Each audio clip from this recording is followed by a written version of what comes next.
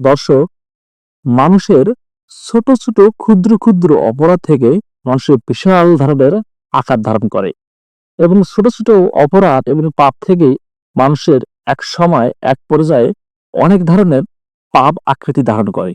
সেজন্য কবি বলেছেন, ছোট ছোট বালুকণা বিন্দু বিন্দু জল গড়ে তোলে মহাদেশে সাগর ও অতল।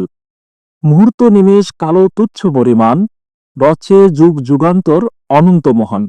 প্রত্যেক সামান্য ত্রুটি ক্ষুদ্র অপরাধ ক্রমে টানে পাপ পথে ঘটায় প্রমাদ। দর্শক, এর অর্থ হলো ছোট ছোট বালুকণা বিন্দু বিন্দু জল, মানে ছোট ছোট বালু, মানে এক মুঠ বালু যদি আপনি নেন বা এক টুন্টি বালু যদি আপনি নেন, এই বালুটার ছোট ছোট বিন্দু বিন্দু যে ক্ষুদ্র আহ, কোণা আছে, সেই কোণা থেকে গোটা বিশ্বরা গোটা মহা বিশ্বটাই কিন্তু তৈরি।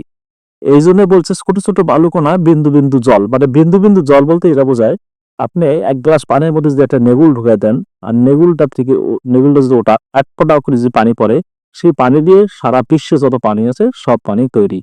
তারপরে বলছে, মুহূর্তে নিমেষ কালো তুচ্ছ পরিমাণ।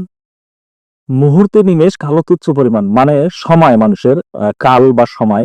এই যে সময়টা, এক ঘন্টা বা এক সেকেন্ড, এক সেকেন্ড পুরো করে 60 সেকেন্ড, 60 সেকেন্ড, 60 60 সেকেন্ড, 60 সেকেন্ডে 1 মিনিট, 1 মিনিট আবার করতে করতে এই 60 60 মিনিট, 60 মিনিটে 1 ঘন্টা, এভাবে এভাবে আস্তে আস্তে অনন্ত কাল চলে গেছে হিসাব ছাড়া। আপনি হিসাব দিতে পারবেন না। এই জন্যই বলছে, মুহূর্ত নিমেষ কালো তুচ্ছ পরিমাণ, রচে যুগ যুগান্তর অনন্ত মহান।